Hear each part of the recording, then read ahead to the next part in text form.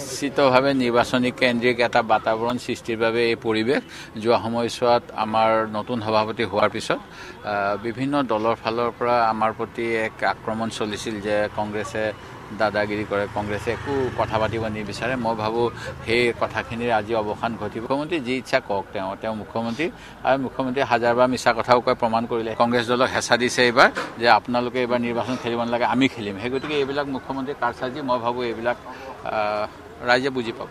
নাই, মই আলোচনাটো আৰম্ভ কৰাৰ আগত ক'বই নোৱাৰি, তথাপিতো নিৰ্বাচন হ'লে নিশ্চিতভাৱে নিৰ্বাচনী কেন্দ্ৰিক এটা বাতাবৰণ সৃষ্টিৰ বাবে এই পৰিৱেশ যোৱা সময়ছোৱাত আমাৰ নতুন সভাপতি হোৱাৰ পিছত বিভিন্ন দলৰ ফালৰ পৰা আমাৰ প্ৰতি এক আক্ৰমণ চলিছিল যে কংগ্ৰেছে দাদাগিৰি কৰে, কংগ্ৰেছে একো কথা পাতিব নিবিচাৰে। মই ভাবোঁ সেই কথাখিনিৰ আজি অৱসান ঘটিব। আমি আজি ইয়াতে মিলিত হ'ম নিৰ্বাচনৰ প্ৰাক মুহূৰ্তত আৰু আগন্তুক সময়ত সঘনাই মিলিত হৈ এটা ভাল পৰিৱেশ সৃষ্টিৰ বাবে কংগ্ৰেছ দলৰ ফালৰ পৰা চেষ্টা থাকিব। সেইটো দেৰিকৈহে আহিব। চিট শ্বেয়াৰিং বহুত দেৰি আছে ন, আৰু চিট শ্বেয়াৰিঙৰ আগতে কিছুমান কথা থাকে। মই আগতেও কৈছোঁ যে আমি পুনৰবাৰ ক'ম যে এতিয়া চাওক, আপোনালোকৰো নিশ্চয় সহায় সহযোগিতা লাগিব। আপোনালোকৰ ফালৰ পৰা জনসমীক্ষা লয়, তেনেকুৱা সমীক্ষাবিলাক পালে মানে আমাৰ লগত শ্বেয়াৰ কৰিবলৈ অনুৰোধ কৰিম, যাতে আমি কোন দলৰ ক'ত প্ৰভাৱ বেছি সেইটো জানিব পাৰোঁ আৰু সেইমতে আমি ভুল নকৰাকৈ যাতে এইবাৰ নিৰ্বাচন খেলিব পাৰোঁ।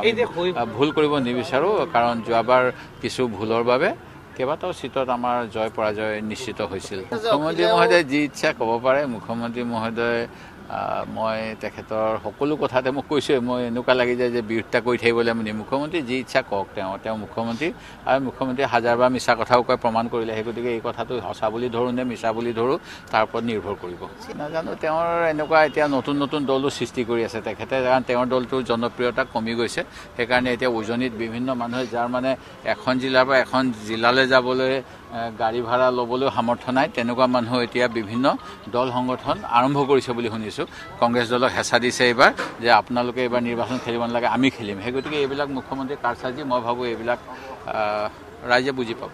নাই, মই আলোচনাটো আৰম্ভ কৰাৰ আগত ক'বই নোৱাৰি, তথাপিতো নিৰ্বাচন হ'লে নিশ্চিতভাৱে নিৰ্বাচনী কেন্দ্ৰিক এটা বাতাবৰণ সৃষ্টিৰ বাবে এই পৰিৱেশ যোৱা সময়ছোৱাত আমাৰ নতুন সভাপতি হোৱাৰ পিছত বিভিন্ন দলৰ ফালৰ পৰা আমাৰ প্ৰতি এক আক্ৰমণ চলিছিল যে কংগ্ৰেছে দাদাগিৰি কৰে, কংগ্ৰেছে একো কথা পাতিব নিবিচাৰে। মই ভাবোঁ সেই কথাখিনিৰ আজি অৱসান ঘটিব। আমি আজি ইয়াতে মিলিত হ'ম নিৰ্বাচনৰ প্ৰাক মুহূৰ্তত আৰু আগন্তুক সময়ত সঘনাই মিলিত হৈ এটা ভাল পৰিৱেশ সৃষ্টিৰ বাবে কংগ্ৰেছ দলৰ ফালৰ পৰা চেষ্টা থাকিব।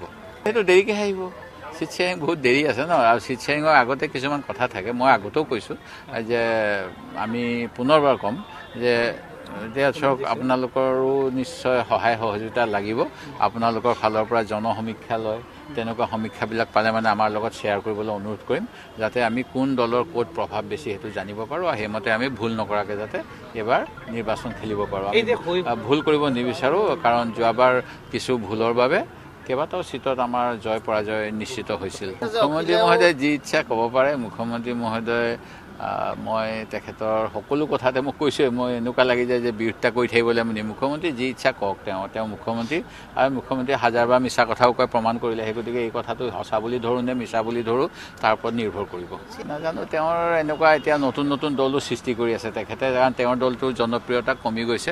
সেইকাৰণে এতিয়া উজনিত বিভিন্ন মানুহে যাৰ মানে এখন জিলাৰ পৰা এখন জিলালৈ যাবলৈ গাড়ী ভাড়া ল'বলৈও সামৰ্থ্য নাই, তেনেকুৱা মানুহ এতিয়া বিভিন্ন দল সংগঠন আৰম্ভ কৰিছে বুলি শুনিছোঁ। কংগ্ৰেছ দলক হেঁচা দিছে এইবাৰ যে আপোনালোকে এইবাৰ নিৰ্বাচন খেলিব নালাগে, আমি খেলিম। সেই গতিকে এইবিলাক মুখ্যমন্ত্ৰীৰ কাৰচাজি মই ভাবোঁ এইবিলাক ৰাইজে বুজি পাব।